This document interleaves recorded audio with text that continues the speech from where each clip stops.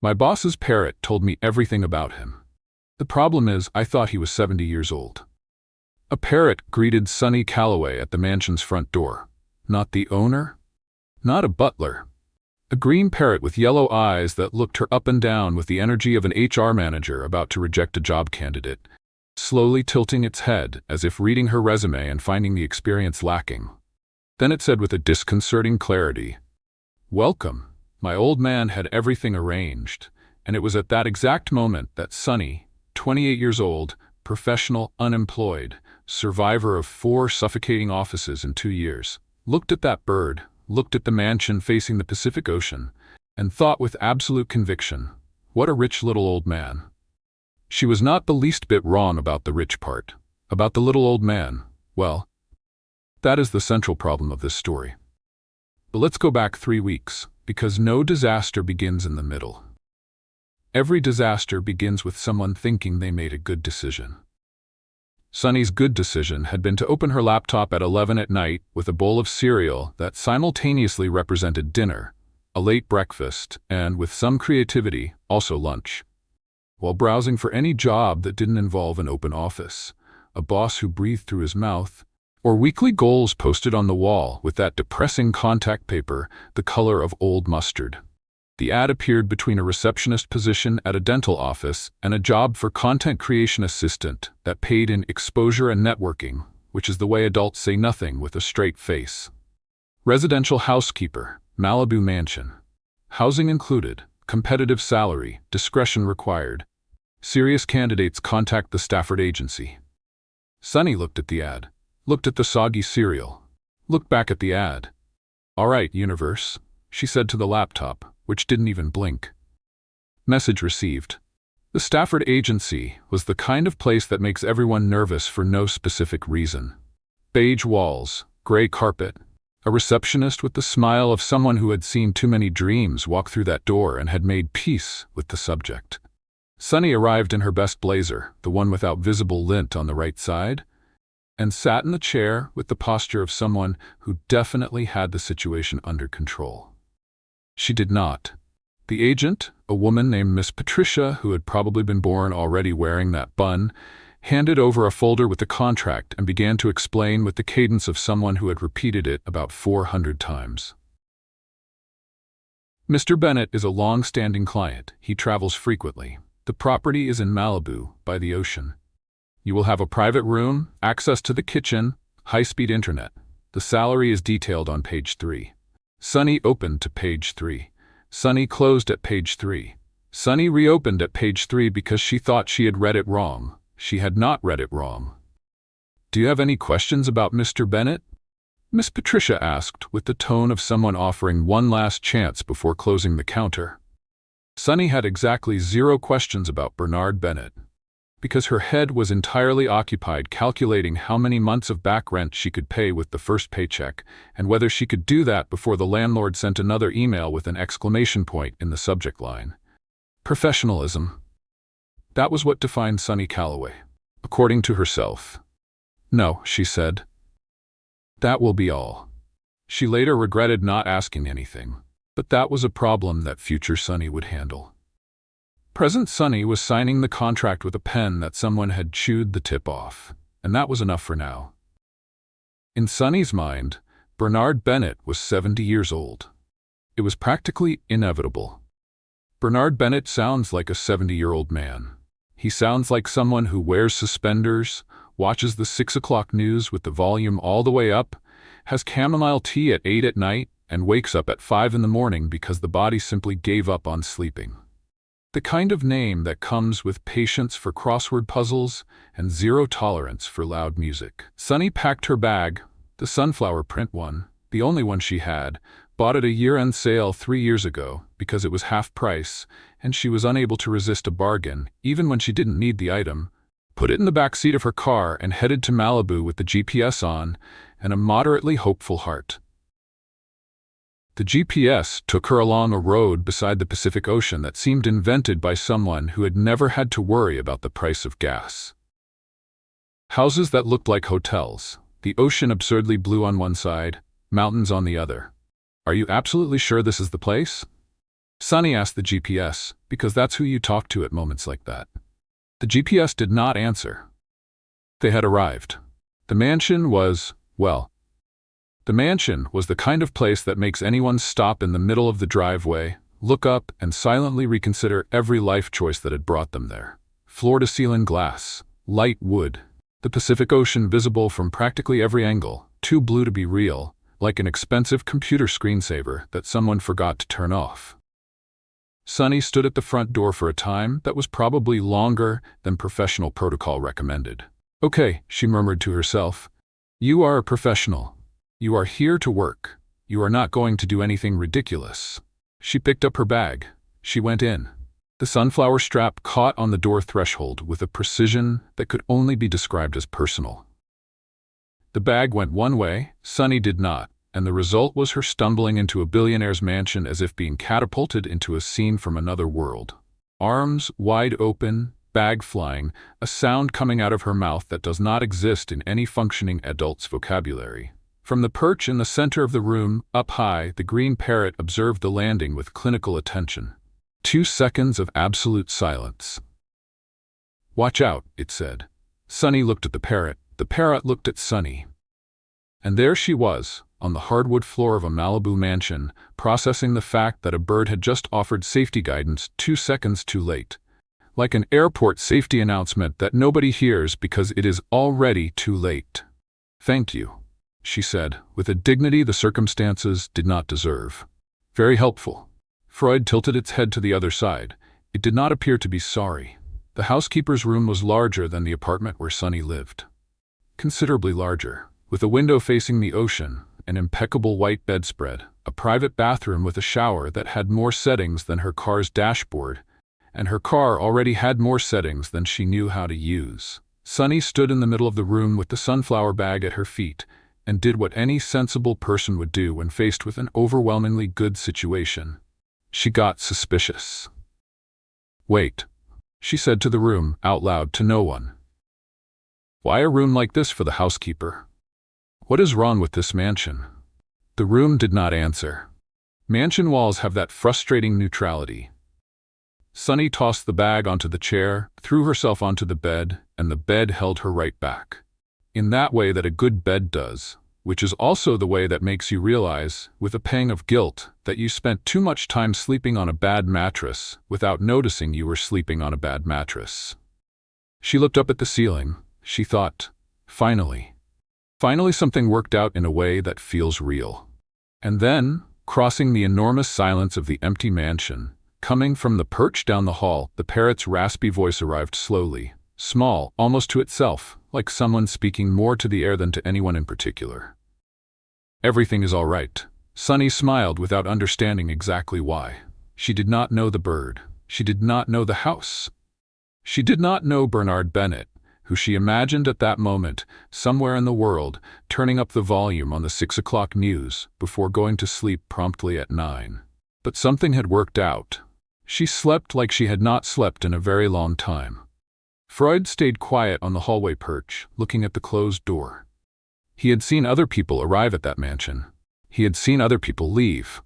But there was something about this one. The sunflower bag, the way she talked to the room, the smile that appeared for no reason at all, that deserved attention. He would tilt his head. He would wait.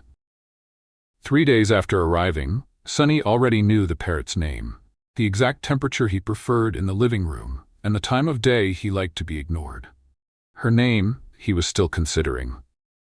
The routine settled in the way good routines tend to, without warning, without ceremony, simply one day being the same as the one before, until suddenly it had been a week, then 2, then an entire month spent in that mansion, facing the Pacific, without Mr. Bernard Bennett showing any sign of life beyond a punctual payment deposited every first Friday, with the regularity of a Swiss watch and the human warmth of a bank statement.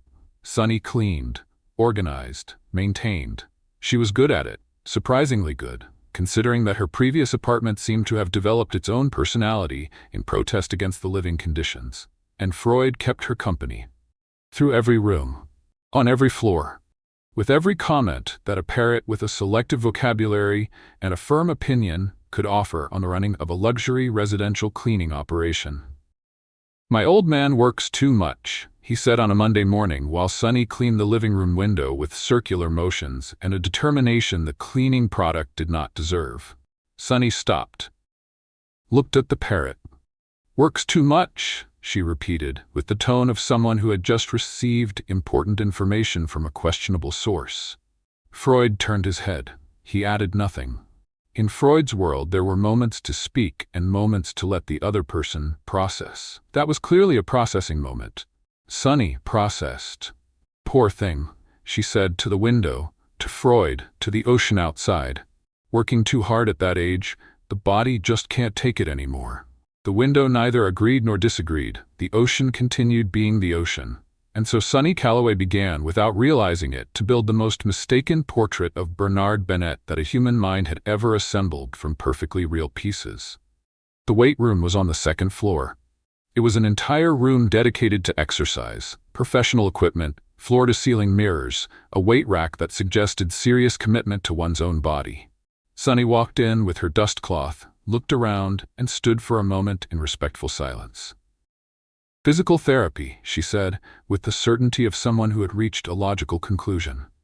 "Of course, he must have back problems. At his age, right, Freud?"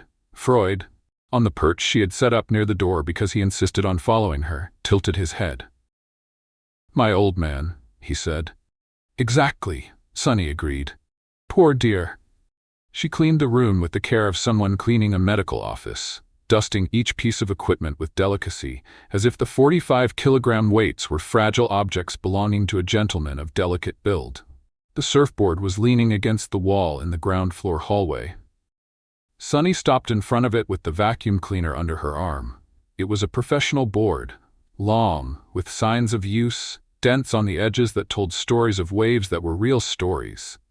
"It must have been the grandson's," she said, pointing to the board as if it could confirm.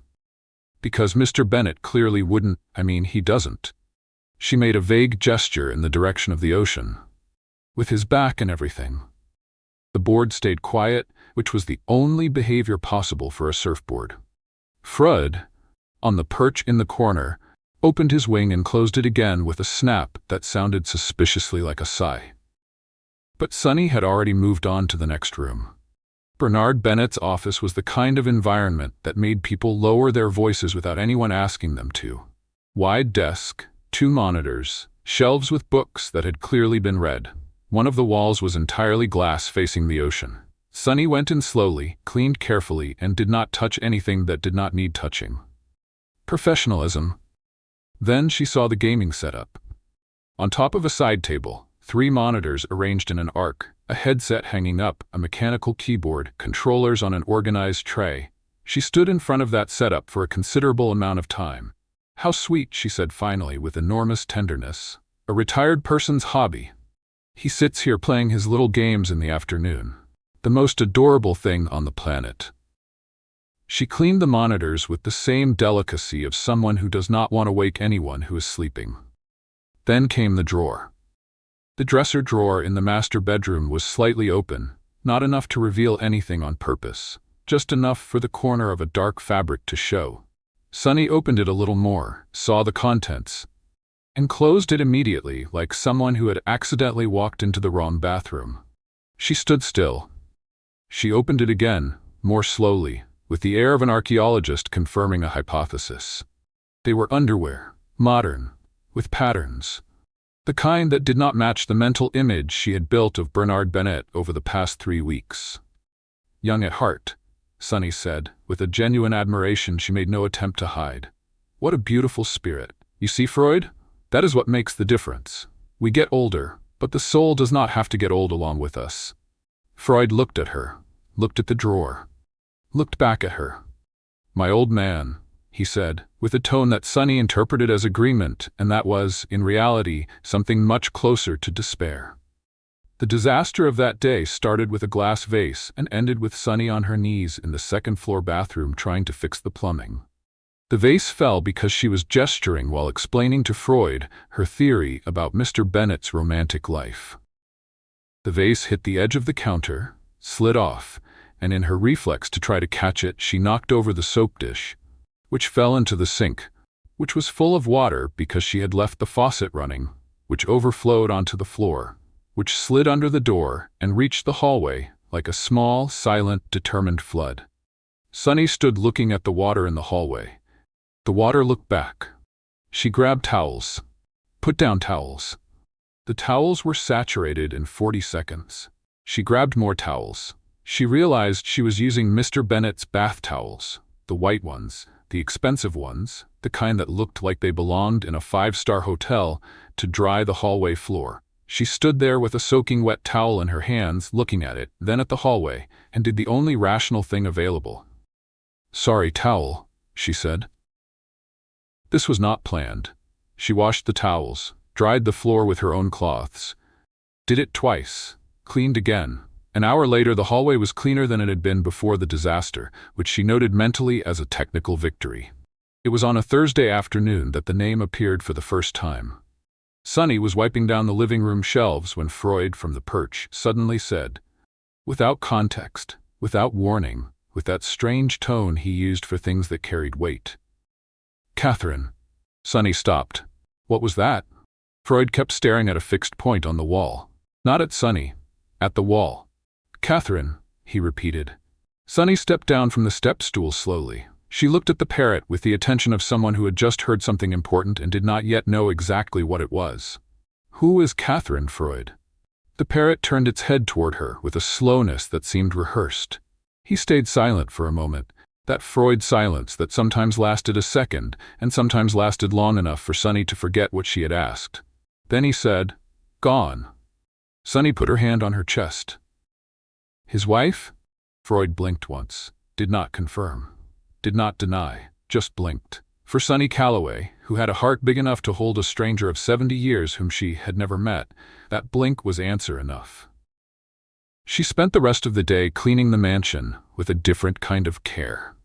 Slower, more careful, as if every object were part of something that needed to be preserved.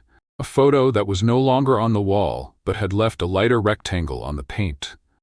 A cup on the shelf with the handle turned the wrong way. A coat hanging in the front closet that no one had touched in a long time. She did not know she was taking care of something completely different from what she imagined. She was convinced she was taking care of a memorial. That evening, Sunny sat on the porch facing the Pacific, with her knees pulled to her chest and the ocean doing what oceans do, existing with a beautiful indifference that is almost a comfort. Freud landed on her shoulder without being invited. He stayed there, quiet, looking in the same direction. "It must be very hard," Sunny said, to the ocean, to the air, to the silence. "Being alone like that. Losing someone and having to keep going." Freud did not answer. Sometimes the parrot's silence was the heaviest thing on the porch. Sunny kept looking at the horizon where the sun had just disappeared and thought about Mr. Bennett, the sad little old man, alone, traveling too much, eating poorly, playing his little games on a screen too big for one person. She did not know much, really. She did not know he was on his way. And Freud, on her shoulder, looked at the ocean with that bird expression that seems to show nothing and that, for precisely that reason, seems to know everything. He knew. Exactly 11 days remained. 11 days later, at 11:40 at night, a black car came down the Malibu road with its headlights cutting through the darkness. Sunny was asleep. Freud was awake. The flight from Tokyo lands in Los Angeles 40 minutes late, which for Bernard Bennett meant 40 more minutes staring at the ceiling of a first-class cabin with his head in 3 different time zones, none of them being California's. 93 days. 93 days of hotels, conference rooms, coffees that never tasted quite right, beds that were comfortable but were hotel beds. And a hotel bed, no matter how good, has a way of reminding you that it is not yours. Bernard picked up his phone while still on the taxiway and called Rosa. It rang, went to voicemail. He called again. Voicemail. 3rd time, voicemail. Rosa never turned off her phone. Rosa had carried her phone as an extension of her body since 2014, the year her nephew had taught her to use WhatsApp, and the world had never been the same. Bernard looked at the screen with the expression of someone adding information to a mental list of things to handle tomorrow, after sleeping, after existing in a single time zone for at least 6 hours straight. "Mr. Bennett," said Marcus, the assistant, in the front seat of the car that had been waiting at the terminal. Marcus was 26 years old, had the efficiency of a well-calibrated machine, and the rare gift of knowing exactly when to speak and when to stay quiet. At that moment, clearly he had calculated it was time to speak. "About Rosa. There is a situation I needed to tell you, Marcus," Bernard said, without taking his eyes off the window and the highway passing by outside. "Tomorrow. It involves the house." Marcus went quiet. The car continued along the Pacific Coast Highway with the ocean on the left, invisible in the dark but present in the sound, that sound of waves that Bernard had learned to hear even when he was not paying attention, because it was the sound that meant almost home. He closed his eyes. Marcus looked at the back seat in the rearview mirror, then at his phone, then at the road. He made the silent calculation of someone who knows that certain pieces of information are better delivered in the light of day. He stayed quiet the rest of the way. The mansion appeared after the curve the way it always did, suddenly, all at once, lit up by the exterior lights that turned on with a sensor. Bernard got out of the car with his backpack on his shoulder. The suitcase stayed with Marcus for the next day, and he stood for a second at the entrance looking at the front of the house. Glass, ocean, silence. It was good to be home. He put the key in the door. The lock responded with that specific click that only his lock made, different from all the other locks in all the other places he had been over the past 93 days, and walked in. The mansion was dark. It was clean. It had a different smell. Not bad, different, like when someone had reorganized things in a slightly different order from the one you left, and you cannot identify exactly what, but the space feels like another place. Bernard was not awake enough to process that. He opened the door and went in. From the perch in the living room, in the dark, Freud said, "Watch out." Bernard looked at the perch. "Hey, Freud." He headed for the stairs. The second-floor hallway was dark, with moonlight coming through the windows in wide strips on the hardwood floor. Bernard walked down the hallway with his backpack on his shoulder, passing the rooms, and stopped for a second in front of the housekeeper's door. The light was off. He looked at the door. Rosa is already asleep, he thought, with the automaticity of a thought that required no reasoning, because it was simply part of the architecture of that house. Rosa turned off the light early. Rosa woke up before him. Rosa would already have the coffee ready when he came down. He smiled to himself, slightly, the way people smile when they arrive at a place they know by heart. It is good to be home. He continued to the master bedroom. The room was the right temperature. The air conditioning at 64 degrees, the way he left it, the way Rosa knew to keep it, the way it had been since before he arrived. The bed was made with the blanket folded back at one corner, the way he liked it. The blinds were in the position that blocked the morning light without blocking the sound of the ocean. Bernard tossed his backpack onto a chair, took off his jacket and shoes, and lay down on the bed without bothering to turn on any light. He thought, "I need to call Mom tomorrow." He thought, "I need to find out what happened to Rosa's phone." He thought, 93 days is too long. He did not finish any of those thoughts and fell asleep exhausted. Down below on the living room perch, Freud stayed quiet in the dark. He looked up the stairs. He looked up at the hallway, which he could not see from there but knew by heart. Every door, every room, every person who had slept behind each of those doors. He tilted his head to the left, then to the right. From the darkness of the living room, at a volume that did not reach the stairs and did not reach the housekeeper's room, Freud said just one thing, with that raspy little voice that was entirely his own. "My old man." And he went quiet. The mansion slept. The two sides of the second-floor hallway, separated by a few feet of dark wood and a misunderstanding that would still take a few more hours to explode, breathed in the same rhythm, unaware of each other. Freud knew about both, and for a reason that only made sense in the particular logic of a green parrot who had lived in that mansion long enough to know all its ghosts, he chose to say nothing. Not yet. Morning, after all, was just a few hours away from doing that work on its own. The kitchen smelled of freshly brewed coffee. The Malibu sun was coming through the window as if it had made an appointment, and Sunny Calloway was humming a song she did not know the name of, but that had been stuck in her head since Tuesday.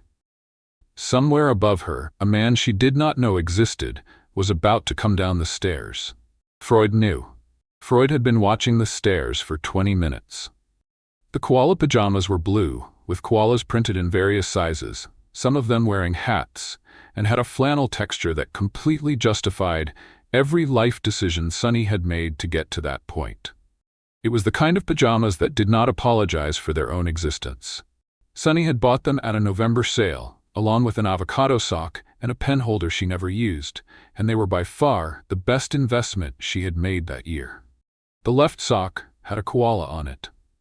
The right one had stripes. They did not match, and that was nobody's problem. Her hair was in a state that could only be described as the result of a productive night. Sunny was completely in her own world, which on that particular morning involved coffee, Freud, and the favorite topic of the past 3 months. "You know, Freud," she said, stirring her cup with no technical need, just for the pleasure of stirring. "When Mr. Bennett gets here, I am going to make that lemon cake, the one you love, with the frosting." Freud was watching the stairs. "I am sure the little old man is going to love it. Can you imagine coming back from a trip and having homemade lemon cake waiting? What a welcome. He is going to—" Sunny stopped. Looked at the parrot. "Freud, I am talking to you." "My old man," Freud said, without taking his eyes off the stairs. "Exactly your old man, Mr. Bennett, the lemon cake. Are you paying attention, or are you—" One of the stairs made that specific sound of a step being stepped on. Then another. Sunny did not hear it. She was opening the cabinet to get the extra cup, her back to the living room, continuing the monologue about the lemon cake with the dedication of someone who does not need an audience to develop an argument. "The recipe calls for Sicilian lemon zest, but regular lemon works too. And I think Mr. Bennett probably prefers something less tart because older people generally—" "Rosa, which of the two for—" Sunny turned.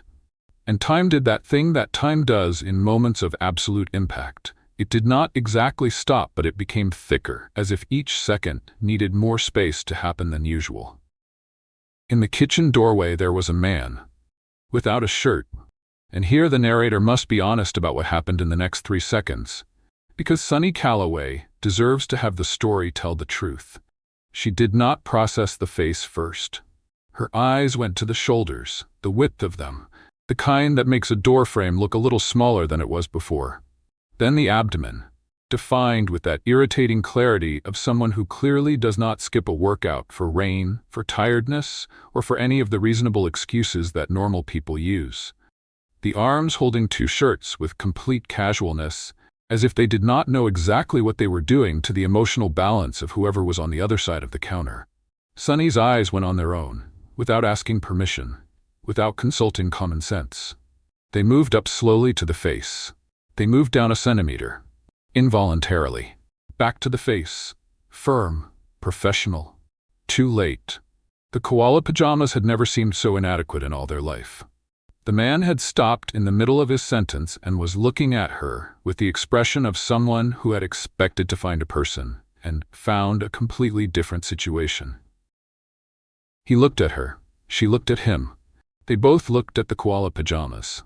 From the perch, Freud said with impeccable cordiality, "Good morning, my old man." Sunny's cognitive process in the seconds that followed was a spectacular internal event. First, shock. Second, a reassessment she had not authorized. Third, her brain, which had meticulously built over 93 days the complete portrait of Bernard Bennett. The little old man, the poor dear, the bad knee, the young spirit of the printed underwear, tried to fit what was standing in front of her into the existing file and discovered the file had no folder for that. So it opened a new folder, and the new folder said, "Grandson." "You are," Sunny began, with the voice of someone formulating a hypothesis they already know is fragile, but which is the only one available. "His grandson?" The man blinked. "Whose?" "Mr. Bennett's." A pause. A pause that lasted exactly the amount of time needed for Sunny to realize, from the way he was looking at her, that she had said something that was about to completely reorganize the architecture of the last 3 months of her life. "I am Mr. Bennett," he said. The silence that followed was the kind that has texture. The cup Sunny was still holding, full of hot coffee, freshly brewed, at the perfect temperature, slipped from her fingers in slow motion, hit the granite counter with a sound that echoed through the entire kitchen, and poured its contents toward the floor with the efficiency of a liquid that has no interest in staying where it is. Sunny looked at the cup. The cup looked back, empty, without remorse. The coffee was on the floor, on the counter, and on a considerable area of the koala pajamas, which now had a coffee-colored stain on the left knee, koala that was going to need pre-treatment. Bernard Bennett looked at the coffee on the floor, looked at Sunny, looked at the cup. "There's a dishcloth in the second." "I know where it is," Sunny said, already moving toward the cabinet under the sink, opening the door with enough force for it to hit the cabinet next to it, which also opened in solidarity, revealing the pots that Sunny had reorganized by size the week before, and that were now available for anyone who wanted to see them. She grabbed the cloth, cleaned the floor, cleaned the counter. She ended up on her knees on the granite floor of a kitchen in a Malibu mansion, in koala pajamas with a coffee stain on the knee, and had the sudden and absolutely untimely clarity that this was probably the worst possible moment to meet her employer.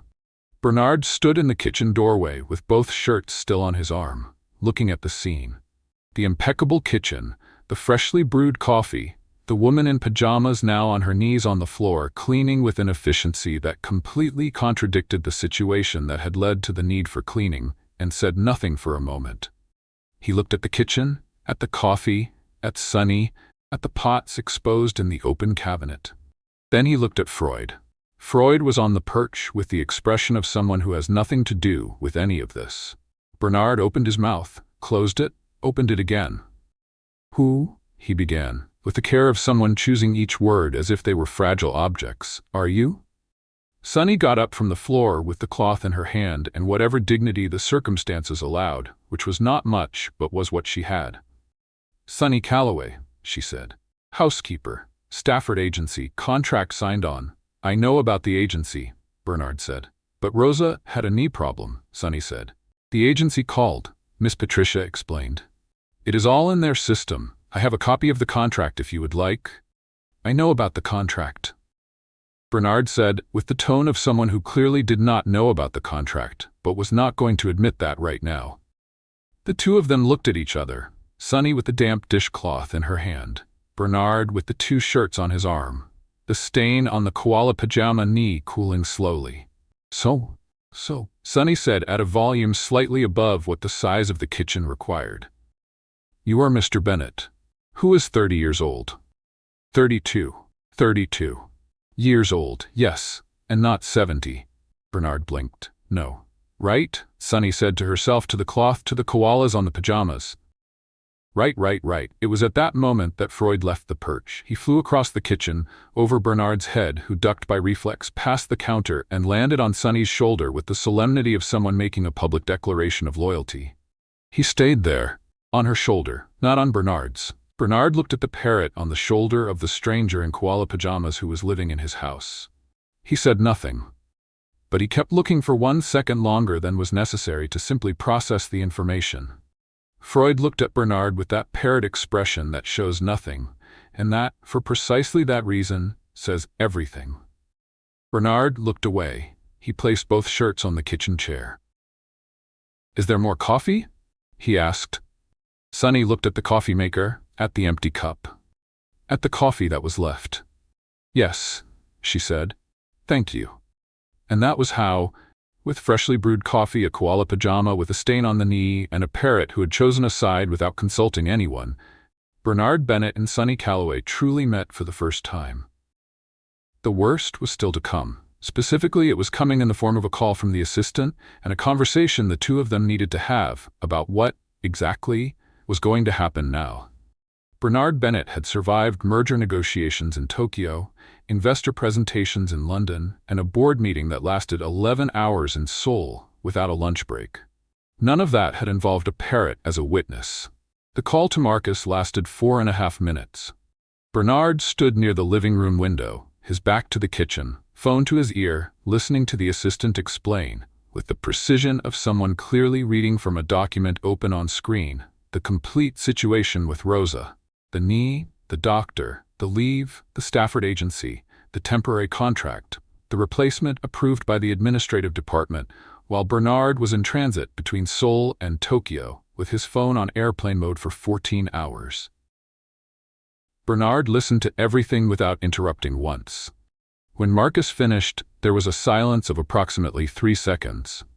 "Why did you not tell me in the car?" Bernard asked. "I tried," Marcus said, with the diplomatic tone of someone who is not going to say "I told you so" out loud, but is thinking it quite loudly. Bernard hung up. He stood at the window with the Pacific outside, doing what the Pacific always did. Existing with a blue indifference that resolved nothing but was at least nice to look at. On the other side of the kitchen, Sunny Calloway was organizing the utensil drawer. The drawer she had organized last week, and the week before that. It was perfectly organized. The spatulas by size, the tongs separated, the peelers in the right corner with a consistency that bordered on artistic. There was absolutely nothing to reorganize in that drawer. Sunny was reorganizing it anyway, with the concentration of a neurosurgeon, because it was necessary to be completely busy and with her back to the living room at that particular moment. The slotted spoon came out of place, went back into place, came out again. Bernard turned around. "We need to talk," he said. "Of course," Sunny said, to the drawer. "Absolutely. Just 1 second." The second lasted longer than a second. "Sunny." She closed the drawer, turned around, placed her hands on the counter with the posture of someone preparing for a professional presentation, which would have worked better were it not for the koala pajamas with the coffee stain on the knee that had cooled completely and was now a beige-brown shade that did not favor any formal situation. "Ready," she said. The conversation took place in the living room, because the living room was the most neutral environment available. Not the kitchen where the coffee had fallen, not the office which was clearly his territory, not the porch where Sunny usually sat at night and which she had somehow already turned into a semi-personal space over the past 3 months. Bernard was wearing a suit. He had gone upstairs, changed, come back down. Dark suit, white shirt. One of the two he had come down holding, the narrator could not identify which, and that seems irrelevant, except that Sunny identified it immediately and noted it was the right choice for a day with an important meeting, which was information she kept to herself without commenting. Sunny was still in the koala pajamas. She had not had time to change. Or rather, she had had exactly the time that Bernard went upstairs to go upstairs and change herself. But that time had been used to reorganize the utensil drawer for the 3rd time that morning. So, they sat on either end of the sofa, with the space of a whole person between them, which was the distance that two people who do not know each other leave when they need to have a conversation about something neither of them knows exactly how to name. Freud went to the perch in the center of the room. He settled between the two of them like a referee with feathers. "So," Bernard began. "So," Sunny repeated, and immediately afterward was annoyed at herself for repeating it. "How long have you been here?" 93 days, she said, and realized a second later that she had answered too fast, with too much precision, which revealed that she knew the exact number, which revealed that she had been counting, which revealed more than was necessary to reveal at that moment. Bernard blinked. "The contract is temporary," he said. "Until Rosa gets back." "I know," Sunny said. "It is in the document. Page 2, Clause 4. Another pause. You read the entire contract?" 3 times, she said. "Before signing, after signing, and once more when I got here, because the mansion is very large, and I wanted to make sure I understood what was covered." Bernard looked at her for a moment with the expression of someone cataloging an unexpected piece of information. "And the parrot?" he asked. "Freud?" Sunny looked at the perch. "We came to an agreement." "What agreement?" "He follows me through the rooms and I do not cover his perch in the morning any earlier than 8:30. Bernard looked at Freud.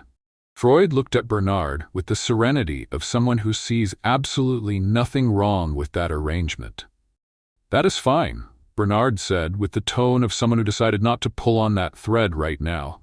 It was at that moment that Freud decided to join the meeting. He had not been invited. That had never been a relevant criterion for Freud. The little old man must like tea, he said, with Sunny's exact tone, that specific cadence of someone thinking out loud about someone who is not in the room. The silence that followed was the kind that has weight. Bernard stopped, looked at the parrot, looked at Sunny. Little old man? The color that came over Sunny's face at that moment has no official name in the color spectrum. It was somewhere between tomato red and the specific shade of someone who very much wanted to be somebody else at that instant. She started, sometimes repeats things out of context.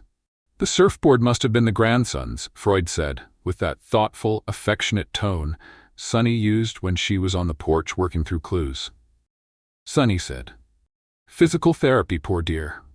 Freud continued, faster now, with the enthusiasm of someone who had finally found the right moment for a presentation they had been saving for weeks. Freud, stop. Young at heart, what a beautiful spirit, Freud said, and then tilting his head with a devastating tenderness he added, the skincare products, I admire that. Sunny put her face in her hands. Bernard went completely quiet for a moment. Then, very slowly, he turned to her. How old did you think I was? The answer that came out from behind Sunny's hands was muffled and technically inaudible, but the general tone suggested a number above 65. 70? Bernard asked. The name Bennett sounds like? She began. 70 years old.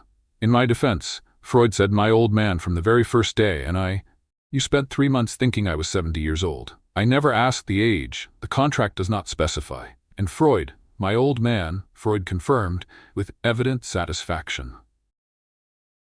Bernard looked at the parrot with the expression of someone who has a list of pending matters with him that will be addressed at another time.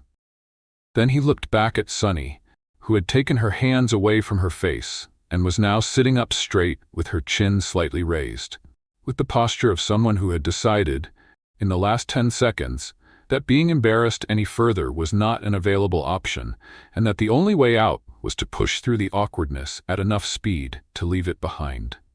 I took this job seriously, she said. The voice came out firm, without wavering. No matter what Freud said or what I imagined about you, I took care of everything. Every room, every detail, every system in this mansion. I have a log of everything that was done, week by week, if you would like to see it. Bernard went quiet. He looked at the living room, the furniture in the right place, the windows clean, the light coming in the way light comes in when the glass has been washed recently. He looked at the kitchen, the pots organized by size, the coffee he had drunk that was exactly how he liked it without her knowing how he liked it. He looked at the hallway, the stairs, the small details that someone just passing the time would not have noticed, but that someone truly taking care always notices. The mansion was impeccable, there was no denying it, and he did not deny it. He stayed quiet for a long moment, with that specific quietness of someone who is arriving at a conclusion they are not yet ready to announce out loud. You can stay, he said, until Rosa gets back. Sunny did not smile. She kept the neutral expression of a professional who had just received a contract confirmation, which would have been completely convincing were it not for the koala on the left knee of the pajamas with the coffee stain that made the scene inevitably human. Thank you, she said. You are welcome, he said. Freud looked at one. Looked at the other. My old man, he said with the satisfaction of someone who has closed out the agenda item. Neither of them commented on what had been left in the air. The word Bernard had not said, the conversation that had begun formal and ended in an inventory of printed underwear, the fact that Freud had chosen her shoulder and not his, and that this small, insignificant, completely irrelevant detail was somehow present in the silence between them, as Bernard went upstairs for the first meeting of the day, and Sunny finally went to change out of the koala pajamas. Finally, 40 minutes later, then would have been the right moment. But that, like all the other details of that morning, was a problem that future Sunny would have to learn not to think about.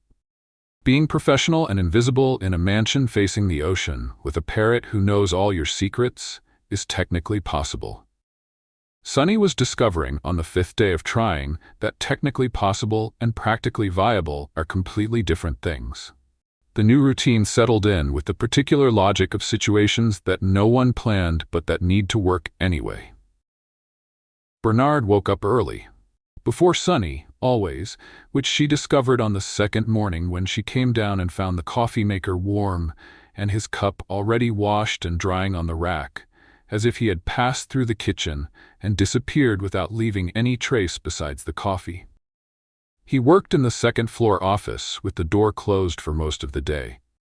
He came down for lunch alone, quickly, standing at the counter with his phone in one hand and a sandwich he had made himself in the other, and which was, Sunny observed discreetly for the second time, always the same sandwich, always assembled in the same order, always with the top slightly crooked, because he was not paying attention to what he was doing while reading the screen. She did not comment. Professional. Invisible. Sunny, for her part, went about the mansion's tasks with a quiet efficiency she did not know she had until she needed to demonstrate it in front of an audience. She cleaned the lower floors while he was on the upper one. She did the shopping when he was in a meeting. She organized, fixed, maintained, all with the extra care of someone who knows they are being watched, even when they are not being watched, which is an exhausting mental state, but one that produced impeccable domestic results. Freud followed Sunny through every room, as always. The difference was that now Freud also had Bernard to observe, which clearly elevated the level of entertainment available in the mansion to a level the parrot considered more appropriate to his potential. The disaster of the fifth day started with a vacuum cleaner and ended with Sunny on her knees in the second-floor hallway, reassembling the extension tube that had separated from the main body of the unit, with a crack that echoed through the entire mansion. The office door opened. Bernard looked into the hallway. Sunny was on the floor, with the tube in one hand, the vacuum body in a position that defied the physics of the equipment, and the cord wrapped around her own leg in a way that was not intentional and that she had not yet noticed. The two of them looked at each other. "Everything is fine," Sunny said with conviction. Bernard looked at the cord wrapped around her leg. "The cord? I see it," she said. She had not seen it. He went back to the office, closed the door. Sunny looked at the cord, at the vacuum, at the tube in her hand. She let the air out slowly through her nose with the discipline of someone practicing a breathing technique that was not working. She unwrapped the cord from her leg, reassembled the vacuum, finished the hallway, carried the equipment down the stairs with both arms, because the right wheel had jammed in the process, and it now only moved at a diagonal. And when she reached the bottom of the stairs, trying to maneuver the vacuum around the corner of the wall, she knocked over the flower vase in the entryway. Not the vase, the flowers. The vase stayed. The flowers went. Water on the hardwood floor, flowers scattered in a generous radius, Freud on the perch commenting, "Watch out," with his usual timing, which arrived 2 seconds too late for any practical usefulness. "Thank you, Freud," Sunny said, already grabbing the cloth. "Very helpful as always." Freud tilted his head. The flowers were put back.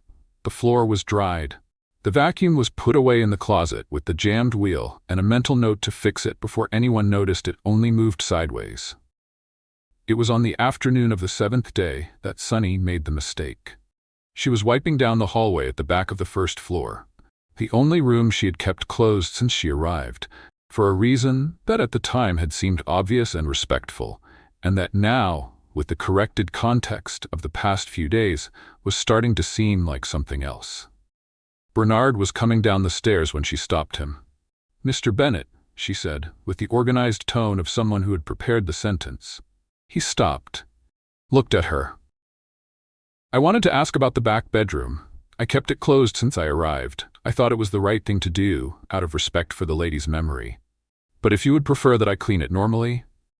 Bernard stopped moving completely. "What lady?" Sunny blinked. "Miss Catherine?" The silence that settled was not the silence of someone processing. It was the silence of someone who had just heard a name they did not expect to hear in that hallway said by that person. "Where did you hear that name?" The voice had not risen. It had not gone cold. It had gone very quiet, which was different and in some ways heavier. Sunny pointed at Freud. They both looked at the parrot. Freud was on the hallway perch with the expression of someone who had been following the conversation with academic interest and had no intention of committing to either side. Bernard looked at the parrot for a moment with an expression that mixed exasperation with something deeper. Something Sunny could not name, but that she recognized as the kind of thing people keep in places where they do not usually let anyone look. "Catherine did not pass away," he said. The word he chose was careful, clinical, the kind that keeps the subject at a distance. "She left." Sunny went completely still. On the perch, Freud slowly turned his back, head first, then body, a deliberate rotation of an animal that had decided the hallway window was infinitely more interesting than anything happening behind him. For Freud, evidently, the distinction between passed away and left was a semantic matter with no practical relevance. The person was not there. The result was the same. Sunny looked at the parrot's back, looked at Bernard, opened her mouth, closed it, reopened it more carefully. "I spent weeks," she said slowly, assembling the sentence as she spoke, treating the back room as if there were a very specific reason to keep it closed. "I noticed," Bernard said. "I thought it was personal preference. It was respect," she said. For the memorial of someone who is in Santa Monica," Bernard said, "and who probably bought a new apartment in March." Sunny closed her eyes for exactly 2 seconds. Opened them. "Right?" she said, to the hallway, to the vase in the entryway she had put back together earlier, to the koalas on the pajamas she had finally changed out of, but which somehow remained present in the general energy of the week. Right. Bernard shared the minimum. 5 years. It had not worked out. His voice did not change while he spoke. It had the flat, controlled cadence of someone who had told the story enough times to know where the hard parts were and how to get through them without stumbling. His face did not change. His posture did not change. But he stopped in front of the ocean window while he spoke. For 1 second too long to be casual. He stood looking at the Pacific with his hands in his pockets, and the silence of someone who says just enough to close the subject and keeps the rest in a place that is not available for visits. Sunny did not ask anything more. Not because she did not want to know. She did, with that enormous and inconvenient curiosity that was an integral part of who she was. But because there was a difference between curiosity and intrusion, and she knew with the intuition of someone who had spent weeks learning the silences of that mansion, where that line was. "The room can be cleaned normally," Bernard said, stepping away from the window. "There is nothing special in there." "Understood," Sunny said. He went upstairs to the office. Freud kept his back turned for a considerable amount of time longer, with the consistency of an animal that had taken a position and saw no reason to reconsider it. That evening Sunny was on the porch with her knees pulled to her chest and the ocean doing what it always did, being enormous and indifferent and beautiful in a way that asked nothing in return. Freud landed on the railing near her, not on her shoulder. On the railing, beside her, looking in the same direction. She was quiet for a while. "I got everything wrong about him," she finally said to the horizon. "His age, Catherine, the surfboard. Everything." Freud stayed quiet. "But the loneliness," she said more slowly, "that I got right." The parrot did not answer. Sometimes Freud's silence was the heaviest thing on the porch. Sunny kept looking at the ocean and thought about the second that lasted too long in front of the window. The name said in that flat, controlled voice, the back room that was nobody's memorial, but had been kept closed anyway, because sometimes a person's absence takes up more space than their presence. Up above, the light in Bernard's office was on. As it always was. Bernard's office light went off at 2:14 in the morning. Sunny was not awake to see it. But Freud was. Freud always was. 2 weeks of living together had taught Sunny a few things about Bernard Bennett that no Stafford agency contract mentioned, and that Freud, in all his selective wisdom, had left out during 93 days of daily briefings. The first, he did not hear when he was thinking. It was not indifference. It was genuine absence, the kind of concentration that isolates a person from their immediate surroundings with the efficiency of an invisible force field. Sunny could walk into the kitchen, open 3 cabinets, knock over a spoon, and leave without him lifting his eyes from the laptop if he was in the middle of something. That had practical advantages for a housekeeper trying to be invisible. It also had the disadvantage that Sunny, by nature, was not the kind of person who could stay quiet for very long without something happening. The second thing, Bernard Bennett was methodical with a consistency that bordered on artistic. Same cup, same spot, same time. Jacket on the entryway chair always at the same angle. Keys always on the right hook, never the left one, never the counter, always the right hook, with a precision that suggested that habit had been built after losing his keys at least once in a memorable way. Sunny had spent years fighting against her own tendency to leave things in random places and never find them again. Watching someone with the opposite system working in real time was simultaneously admirable and mildly irritating. The third thing, and this was the one Freud watched most closely, was that Bernard noticed more than he let on.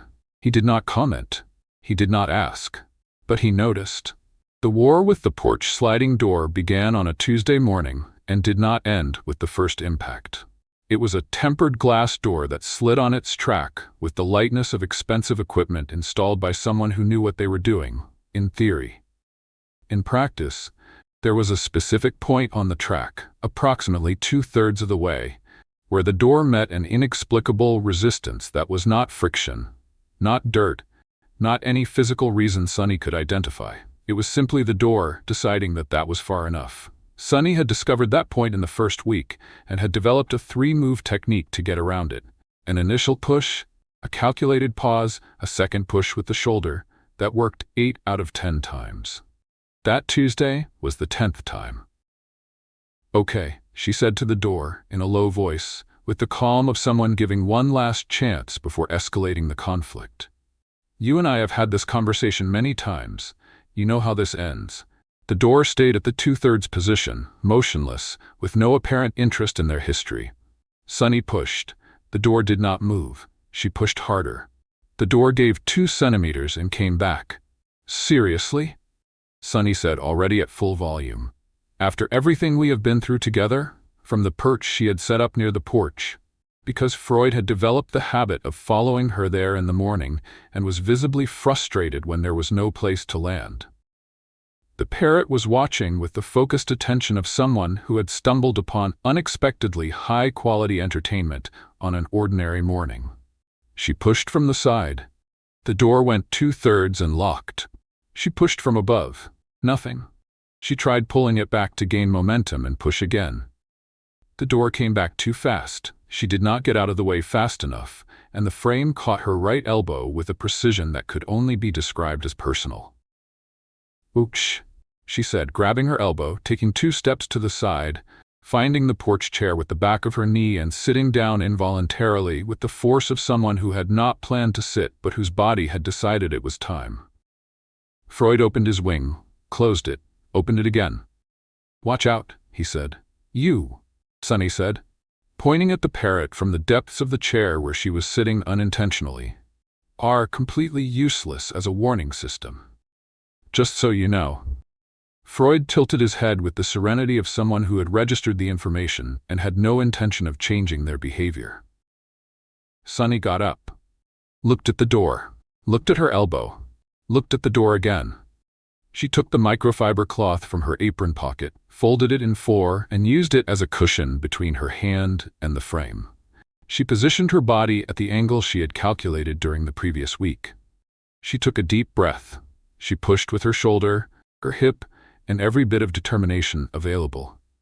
The door slid all the way with an absurd smoothness, as if it had never had any objection. Sunny stood in the open doorway for a moment. "Hypocrite," she said to the door. Freud clapped with his wings twice, or at least that is what it looked like. Bernard appeared on the porch 10 minutes later with his laptop and his coffee, the working routine when the weather was good, and found the door open, Sunny cleaning the track with a small brush, and the expression of someone conducting forensic analysis at a scene of interest, and Freud on the perch narrating to no one in particular, with sounds that were not words, but that had the tone of sports commentary. He looked at the scene, looked at the door. "The track has a slightly loose screw on the second support," he said. "That is why it locks at that point." Sunny stopped brushing, looked at him. "Since when?" "Since they installed it," he said, setting the laptop on the porch table with the casualness of someone mentioning irrelevant information. Sunny looked at him for a second with the expression of someone adding up weeks of conflict with a door and arriving at a conclusion about preventive communication that she was polite enough not to fully verbalize. "There is a screwdriver in the second kitchen drawer," she said, with a calm that cost some effort. "I know," he said. "Right," she said. She went to get the screwdriver. She came back. She was tightening the screw on the second support when Bernard, without looking up from the laptop, reached out and held the door frame to steady it while she worked. The automatic gesture of someone helping without turning the act into formal help. The kind of thing hands do before the head has processed the decision. The two of them stayed like that for a moment. Her with the screwdriver on the track, him with his hand on the frame. Close enough that the space between them had stopped being the neutral space of two professionals and had become something else that neither of them had ready language to name. Sunny tightened the screw. They both stepped back at the same time. Bernard returned to the laptop. Sunny tested the door. It slid all the way without resistance, came back without resistance. Perfect. "Done," she said, to the door, to the track, to the general space of the porch. "Thank you," he said, without looking up. Freud looked at one, looked at the other, stayed quiet with the satisfaction of a referee who had noted the point but was not going to announce the score yet. It was that same afternoon, reorganizing the hallway closet on the first floor, that Sunny found the planner. It was small, spiral-bound, with a leather cover worn at the edges, the kind of object that accumulates years of use with the naturalness of something that truly belongs to someone. It had a name written on the first page in firm, round handwriting. Rosa Gomes, 2024. Sunny held the planner for a moment. Then she went to Bernard's office. She knocked on the door. "Mr. Bennett, I found a planner of roses in the hallway closet." Bernard looked at the planner in her hand. He got up from the chair. He took it carefully, not the care of someone picking up an object, but the care of someone picking up something that has specific weight. He looked at the cover for a moment. "She forgot it," he said. "I will keep it to return to her." Sunny was about to go back to the hallway when he spoke again. "Rosa has been with the family for 30 years, he said. It had not been an answer to any question. It was the kind of sentence that comes out when someone decides without announcing it that they are going to say something. Sunny stopped in the doorway. 30 years, she repeated, quietly. "She arrived when I was 2, Bernard said with the flat voice he used for things that truly mattered. My mother went back to work. She needed someone she could trust. Rosa stayed." Sunny turned around slowly. He was looking at the planner with his thumbs on the worn edges of the cover. "She taught me to tie my shoes," he said. "She took me on my first day of school. She picked me up after that enormous mistake I made in 10th grade that my mother never found out about. She changed my diapers, obviously, which she brings up with a frequency I consider unnecessary, but that is apparently the prerogative of someone who did that." The corner of his mouth lifted slightly. It did not quite become a full smile.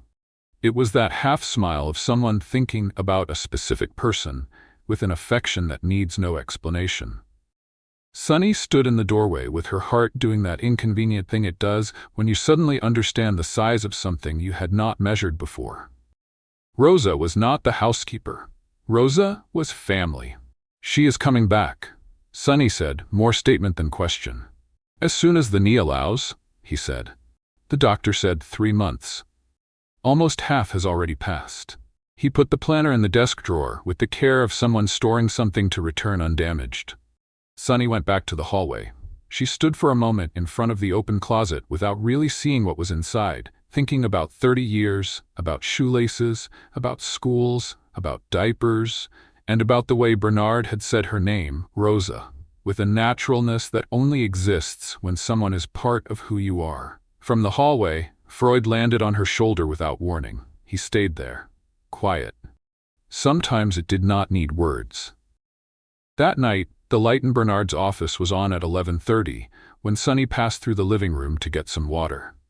She stopped at the living room doorway. She looked at the strip of light under the office door. She heard the low, steady sound of someone working, keyboard, silence, keyboard, silence. She went to the kitchen, filled a glass of water, came back. She stopped in front of the office door. She set the glass on the floor, beside the door, without making any noise. She went back to her room. In the morning when she came down, the glass was on the kitchen counter. Washed, dried, turned upside down on the rack, the way she herself left glasses after washing them. She looked at the glass. She did not comment. He did not comment.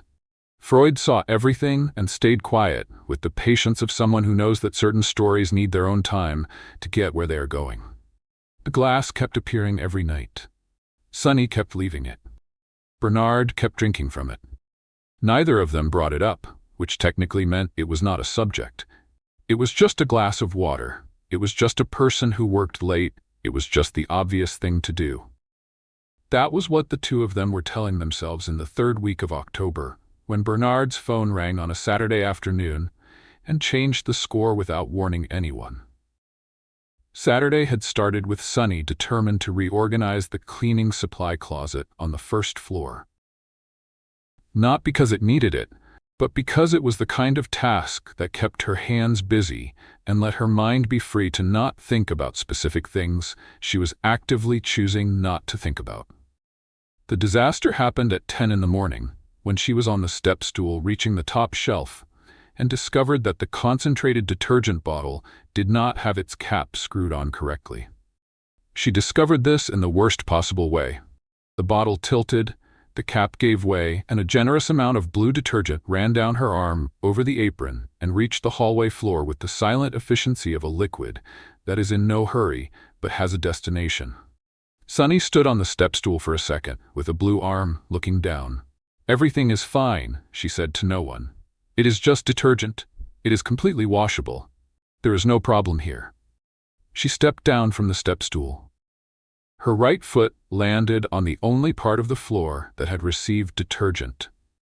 What followed was a sequence of events that happened too fast to be avoided and slow enough for Sunny to be aware of every step. The foot slipping, the knee bending, the right hand finding the wall, the left hand finding the cleaning cart deciding that this was a good moment to explore the hallway independently and rolling off toward the living room with a freedom that no cleaning cart should have. Sunny stayed leaning against the wall, standing, technically unharmed, watching the cart cross the hallway and bump softly against the living room baseboard with a small and absolutely unnecessary thud. Freud, on the living room perch, watched the cart arrive. Watched Sunny in the hallway. "Watch out," he said. "It already happened, Freud," Sunny said, with her arm still blue. "That is the problem with your system. You warn people after the fact." Freud looked at the cart at his feet with the expression of someone who does not consider themselves responsible for the chronology of events.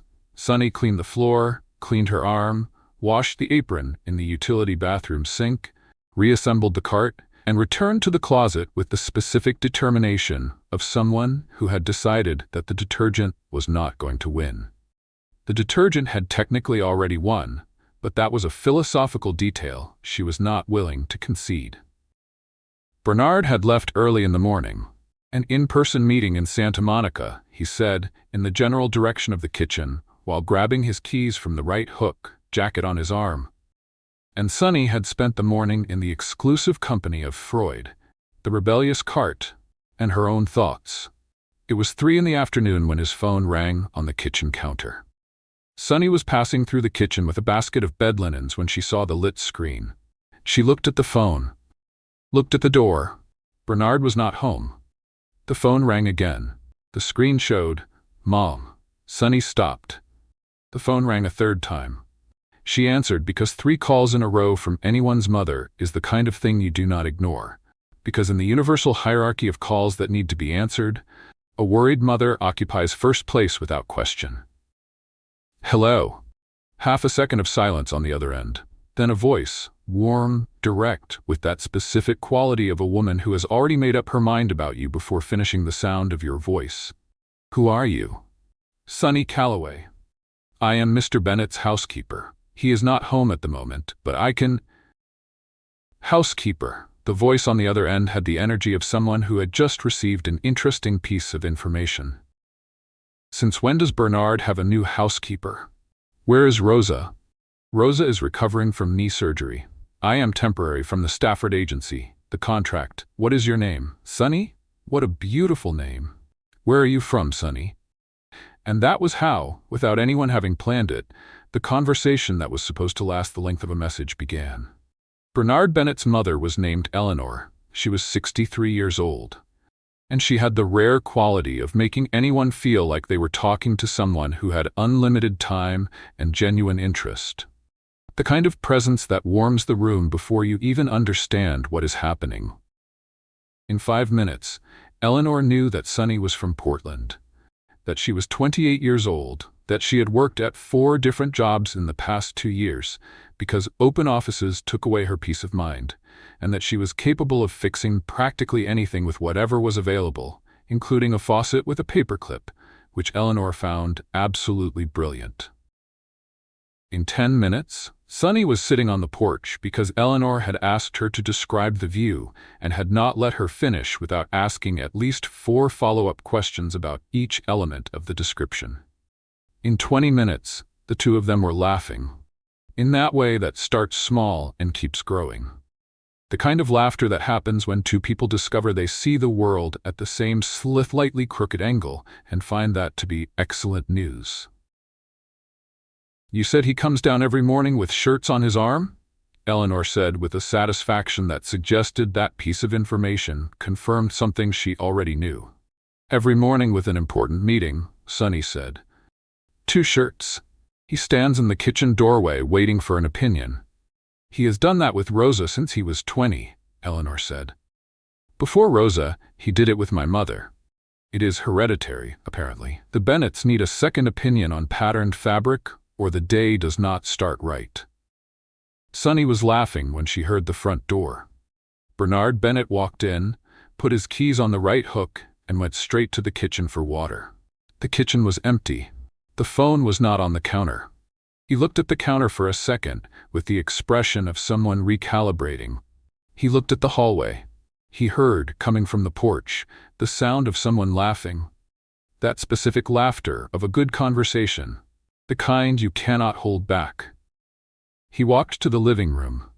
He looked through the window at the porch. Sunny was sitting in the chair facing the ocean, barefoot, with her knees folded in the seat, the posture of someone who had completely forgotten she was supposed to be professional, with his phone to her ear, laughing at something the person on the other end had said.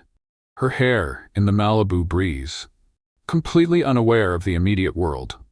Bernard stood at the window. It was not 1 second, it was several seconds in fact, but the narrator will be discreet about the exact count. He opened the porch door. The door slid perfectly on the repaired track and stepped outside. Sunny turned, saw him. She got the expression of someone who had been caught doing something that was not exactly wrong but was going to need context. "It is your mother," she said, in the tone of preventive explanation. From the other end of the phone, Eleanor's voice came through clearly enough for Bernard to hear.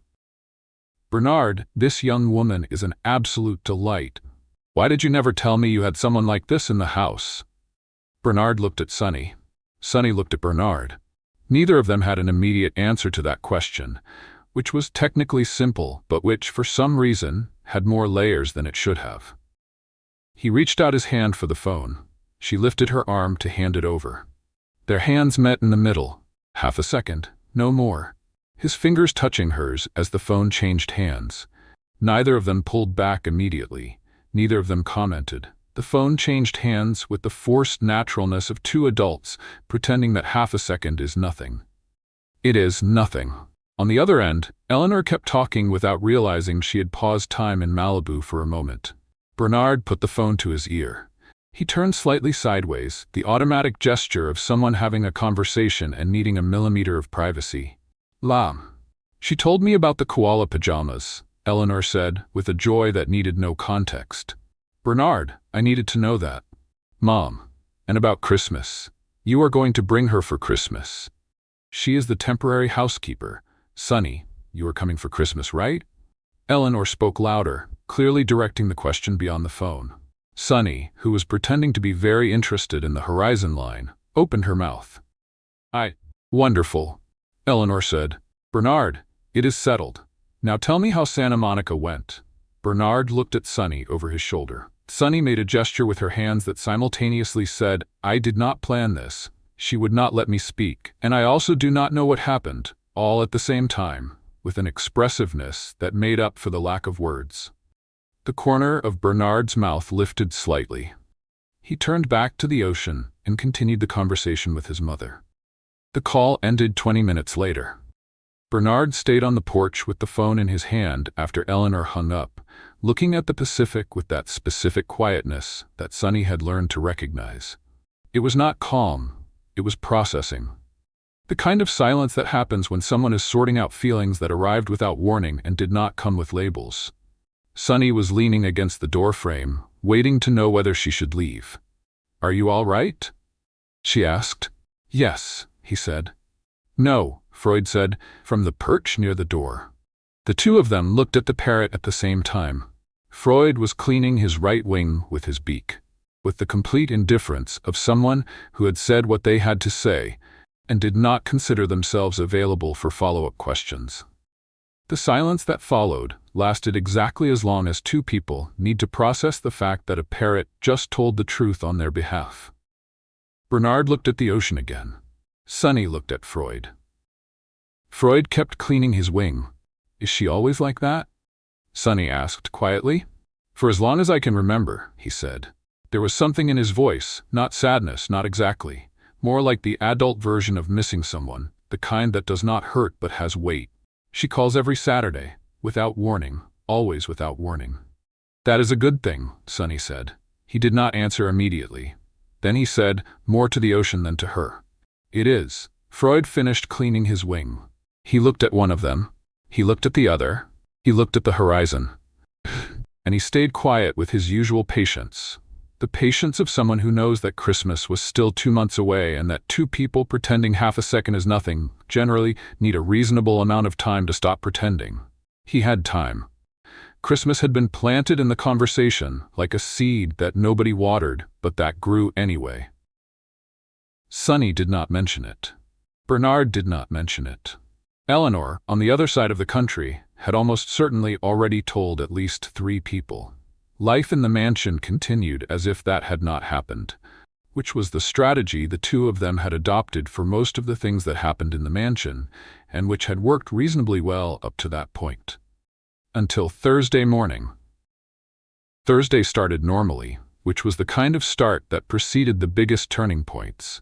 Not with fanfare, not with warning, simply with freshly brewed coffee, the Malibu sun coming through the kitchen window, and Sunny with her back to the living room cutting fruit for breakfast.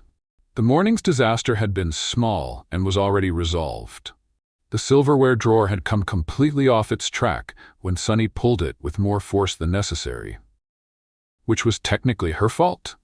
But the drawer should not have had such sensitive tracks. And that was an argument she was prepared to defend. And it had fallen to the floor with a noise that made Freud open his wings by reflex on the perch. Silverware on the floor. Drawer reassembled. Silverware washed, because the floor is the floor regardless of how clean it looks. 8 extra minutes of work on a Thursday she had planned with precision. Goes on the list of things the week owes me, she said to the drawer, sliding it back into place with controlled firmness. The drawer slid back in without resistance, as if it had not done anything. Sunny was returning to the fruit when she heard footsteps on the stairs. That was not unusual. Bernard came down every day, same time, same sequence, footsteps, kitchen, coffee, counter, phone, news. It was a routine she knew by heart without having tried to memorize it, the same way you learn the rhythm of a house when you live in it long enough. But that morning, the footsteps stopped before the kitchen. Sunny kept cutting. The footsteps did not start again. She turned. Bernard was standing in the kitchen doorway with 3 shirts folded over his left arm, white, navy blue, gray striped, and the expression of someone who had just realized, in the middle of a movement, that they had done something without prior awareness and were now processing what that meant.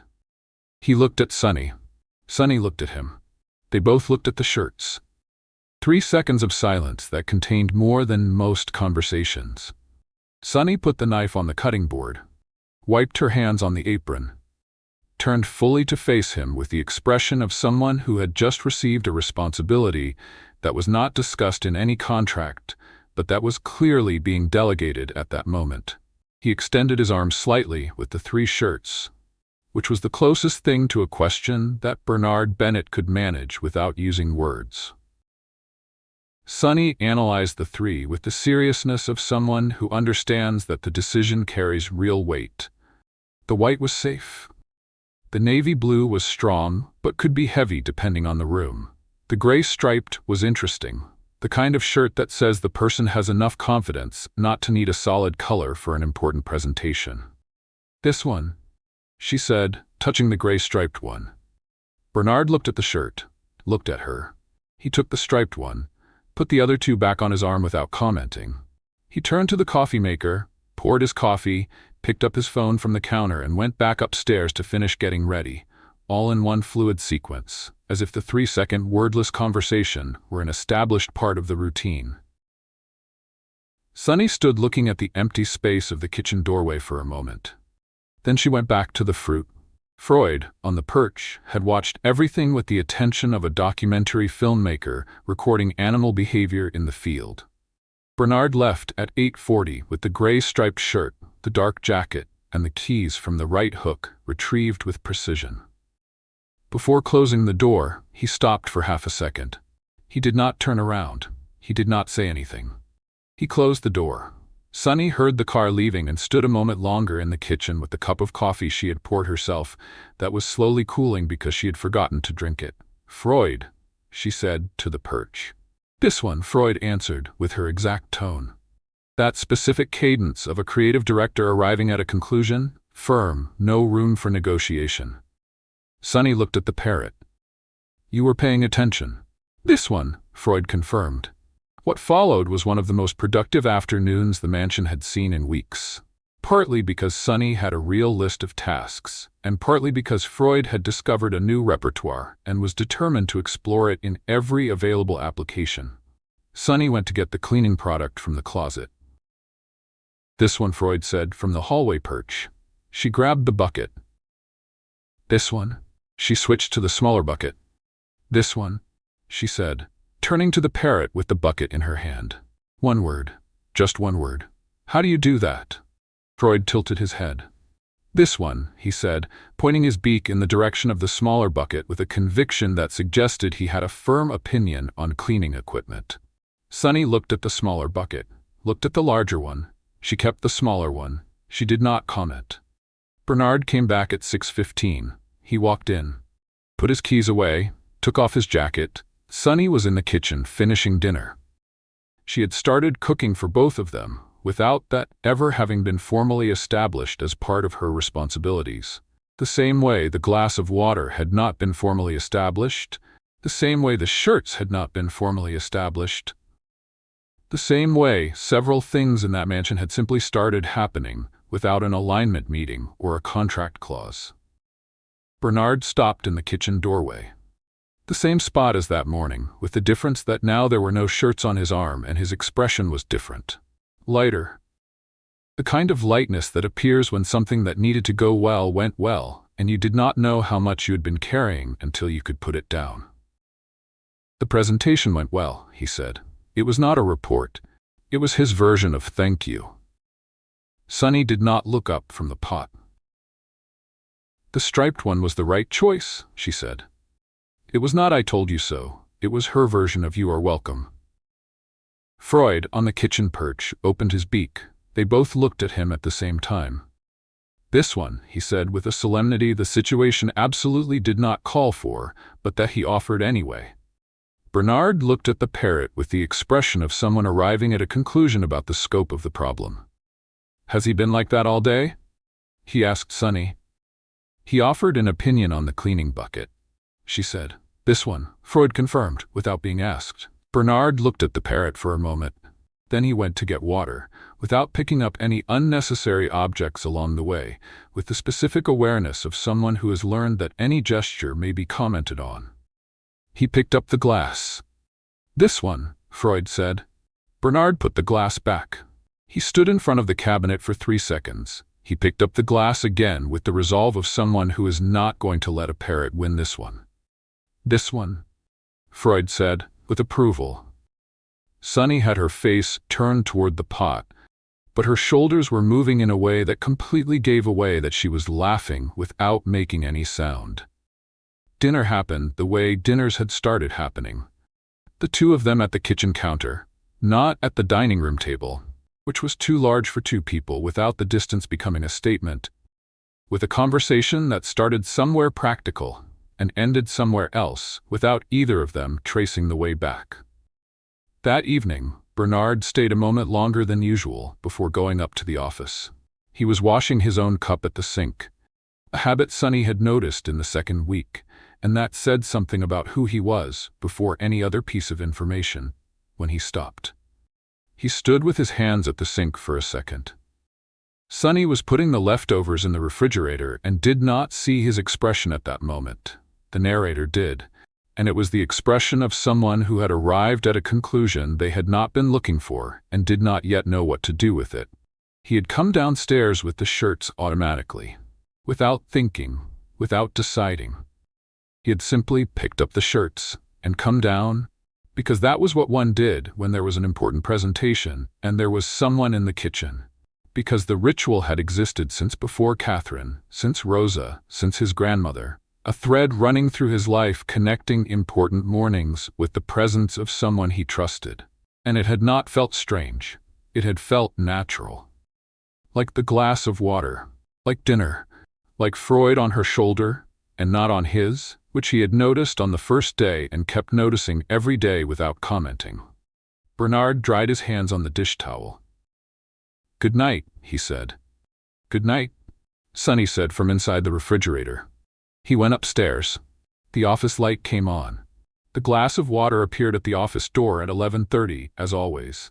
This time Bernard opened the door before Sunny had left the hallway. They looked at each other. Her with the glass in her hand, him at the door, the office light behind him. Neither of them said anything for a moment. He took the glass.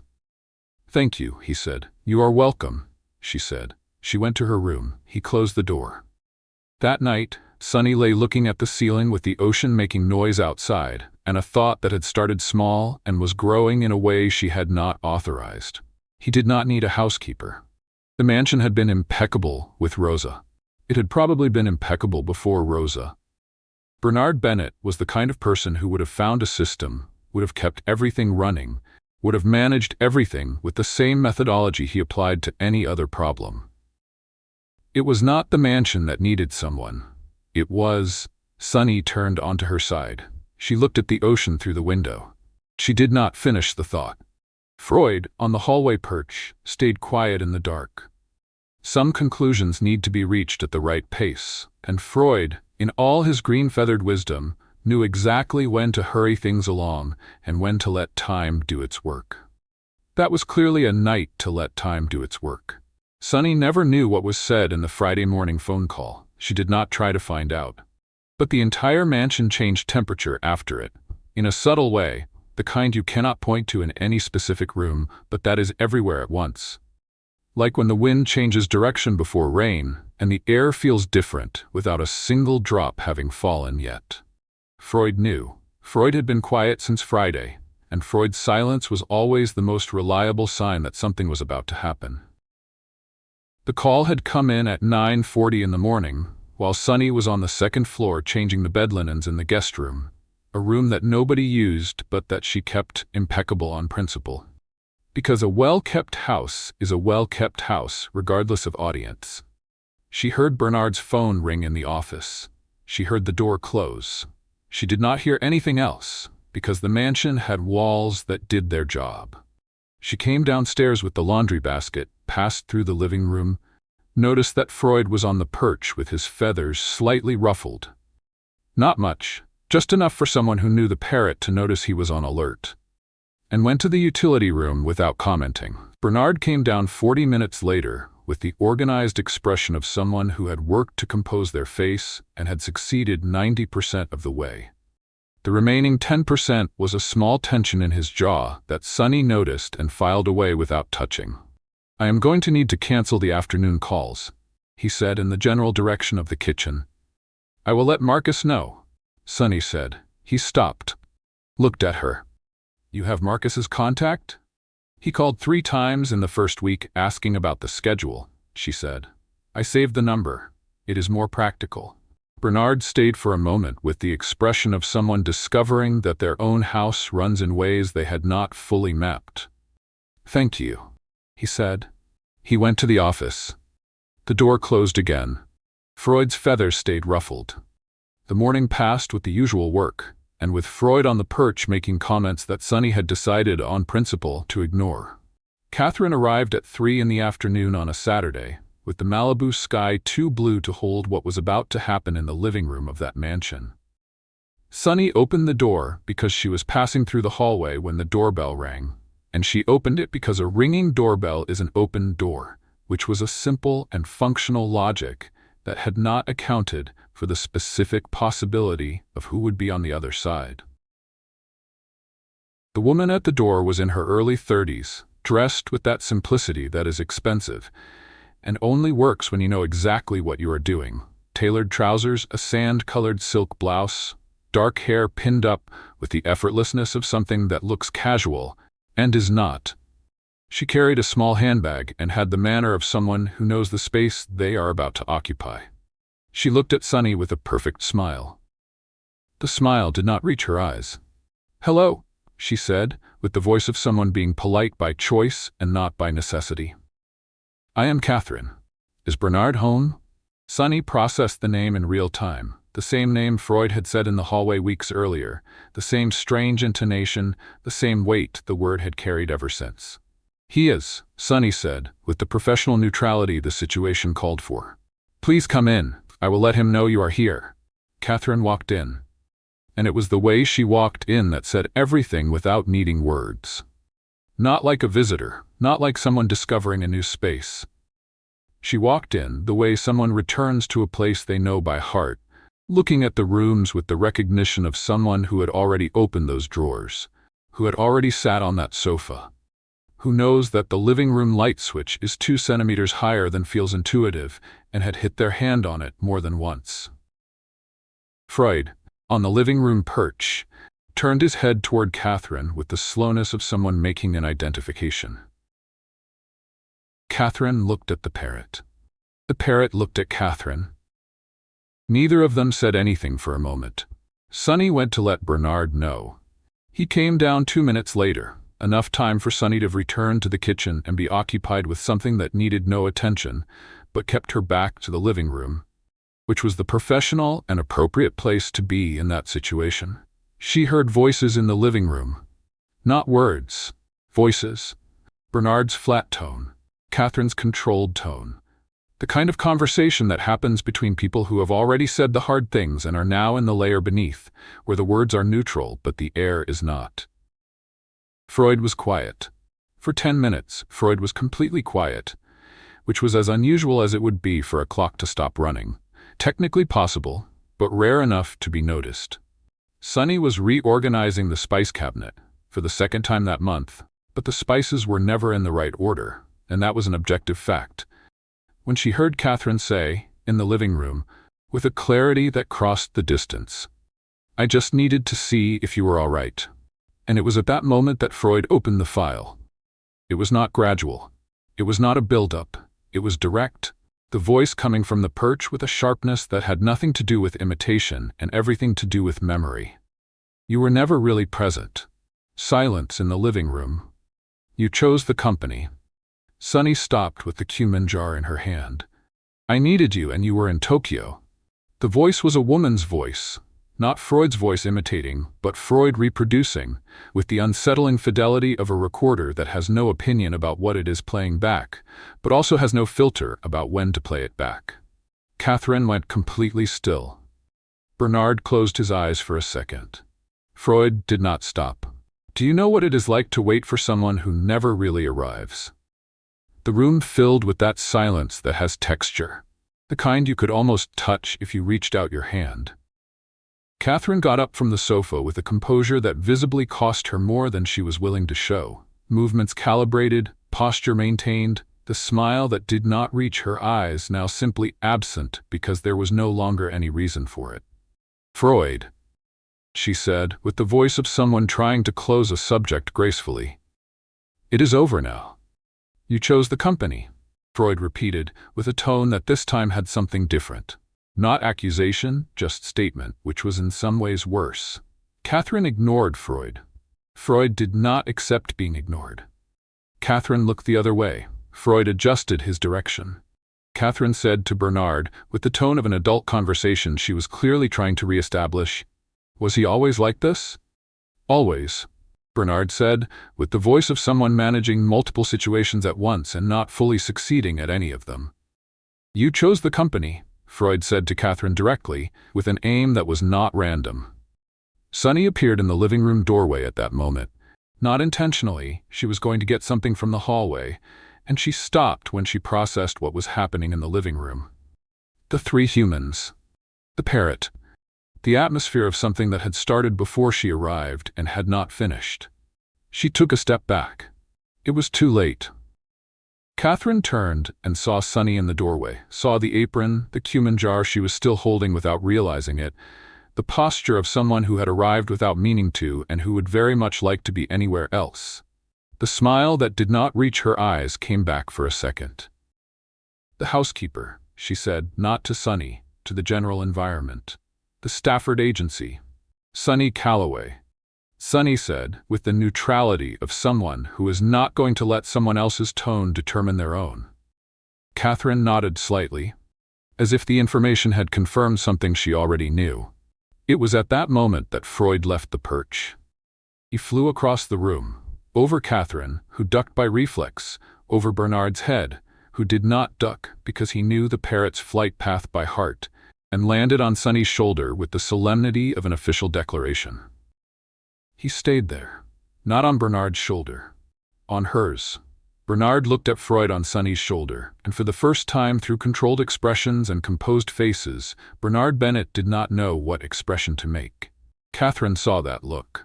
She stayed quiet for a moment with her gaze on his face, not with hurt, not with anger, with the silent recognition of someone who had just identified something they had been looking for without knowing they were looking for it. She picked up her bag. "I will be going," she said, with the forced lightness of someone who has decided that dignity is the only exit available, and who is going to use that exit with their head held high. Bernard walked her to the door, the automatic gesture of someone who is raised with certain manners, and those manners show up even when the moment is hard. At the door, Catherine stopped. She stood with her back turned for a second. Then she turned, not completely, just enough for the words to reach where they needed to reach. "You never looked at me like that." It was not an accusation. It was the cleanest and heaviest observation a person can make. The kind of sentence that asks no answer because it already knows that any answer will confirm what was said. Bernard was silent, because there was no available answer that would not confirm exactly what she had said. Catherine left. The door closed. The mansion went quiet for a moment. That was long enough for Sunny to carefully set the cumin jar on the hallway table, for Bernard to stand at the door for 3 seconds, for Freud to say absolutely nothing on her shoulder. Bernard turned. He looked at Sunny, looked at Freud. He said nothing. He went to the office and closed the door. Sunny stood in the hallway with the parrot on her shoulder and the weight of a sentence that had not been said to her, but that was somehow in the air throughout every room of that mansion. "You never looked at me like that." Freud stayed quiet on her shoulder. This time the parrot's silence was not heavy. It was the kind that happens after everything that needed to be said has been said, and what remains is just the clean space left over. That night, the glass of water was left at the office door as always. This time, the door did not open. The glass was still there in the morning. Sunny picked it up without comment, washed it, put it on the rack. Freud watched everything from the hallway perch, and stayed quiet with the patience of someone who knows that certain nights need to exist before the next day can make sense. The glass went back to the cabinet. The office door stayed closed. And the mansion spent 2 days running with the silent precision of a mechanism that someone had forgotten to switch off. Everything in its place, everything clean, everything exactly as it should be, and neither of the two people inside it knowing quite what to do with the space between them.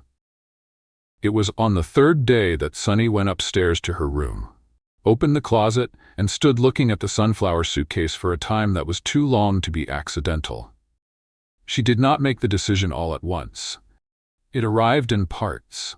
Small, separate, each one reasonable on its own. The first part came on Sunday morning, when she came down and Bernard was in the kitchen, and the two of them said good morning with the specific politeness of people who are being too careful, which is always the sign that something not being said is occupying the space of what is. The second part came at lunch, when she left his plate on the counter and he said thank you without looking up from the laptop. And she went back to the kitchen and stood in front of the sink for a moment with no apparent reason, hands resting on the edge, looking at the faucet.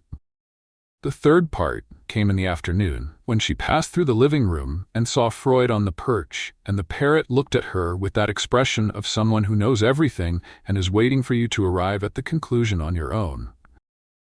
And she thought, for the first time with clarity, that there was a difference between being in a place and belonging to a place, and that she had spent too much time confusing the two. She had not been hired for this. For the glass of water left outside the door, for the gray striped shirt, for 40 minutes on a porch with Bernard Bennett, for understanding a man's silence better than he understood it himself. She had been hired to take care of a mansion, and the mansion was impeccable. The job was technically done. She went upstairs to her room, opened the closet, and started folding. The sunflower suitcase was the same size it had been on the first day, which was both comforting and mildly sad, because it meant that Sunny Calloway arrived at and left places with exactly the same amount of things, without accumulating, without leaving much behind. Except this time there was the apron. She stood holding the apron for a moment, the one she had bought in the second week, because the one she had brought was too thin for real work. The blue faded at the edges of the right pocket from 3 months of use, the agency name embroidered on a label on the strap that she had considered removing and never had. She folded it, put it in the suitcase. The koala pajamas went in last, on top of everything as always, because it was the item she would need first when arriving anywhere, and because it was the kind of thing that deserved to stay accessible. She closed the suitcase. The clasp clicked, or tried to click, because the clasp on the sunflower suitcase had had a complicated relationship with the concept of closed ever since the sale 3 years ago where it had been bought, and on that specific day it decided it was not in the mood to cooperate. Sunny pressed. The clasp gave 2 millimeters and came back. She pressed harder. "Not now," she said to the suitcase, in a low voice, with the forced calm of someone asking a favor and knowing they are not in a position to demand. "Please, not today." The suitcase considered. The clasp closed with a click that felt more like protest than cooperation, but it closed. "Thank you," Sunny said. She grabbed the strap, came downstairs. Bernard was in the living room, not in the office with the door closed, not on the porch, not in any of the places where it was easier not to be in the same space. He was in the living room, standing near the panoramic window Sunny had polished the week before, with his phone in his hand and his gaze on the ocean in the way that was not seeing the ocean. Freud was on the perch in the center of the room, exactly in the middle, between the stairs and the window, between Sunny and Bernard, like a referee who had chosen his position with care. Sunny came down the last steps with the sunflower suitcase in her hand and stopped at the base of the stairs. Bernard turned. He saw the suitcase. He did not say anything immediately. He stayed for a second with that expression she had learned to read over the past months, the expression of someone processing new information and deciding, in real time, what to do with it. Sunny set the suitcase on the floor beside the stairs with the care of someone being deliberately calm.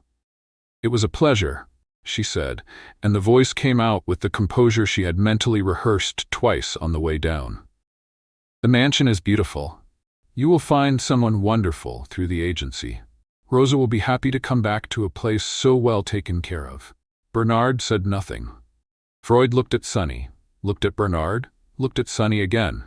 And then, for the first and only time in everything the narrator had documented since the first day, Freud did not repeat anyone.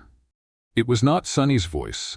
It was not Bernard's voice. It was not a fragment of an old argument or an out-of-time comment. It was a raspy, small voice that was completely, entirely only his. The kind of voice an animal uses when it decides the time has come to speak on its own. She is not going. The silence that followed had the specific weight of something that had been said and could not be unsaid. Sunny looked at the parrot. Bernard looked at the parrot. Freud stayed on the perch with the expression of someone who had said what they had to say and was not available for questions.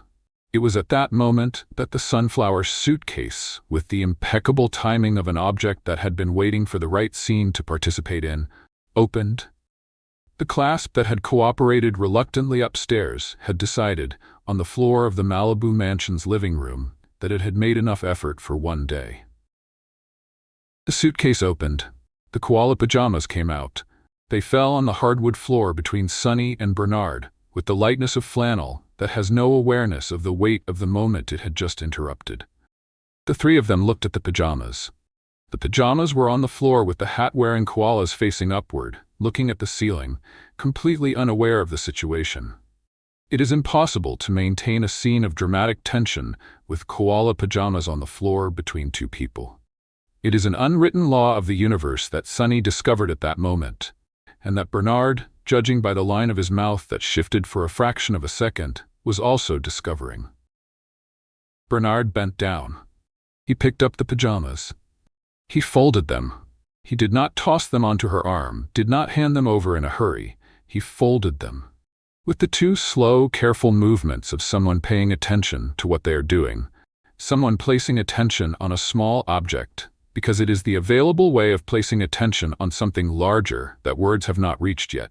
He handed them to her. It was 10 seconds.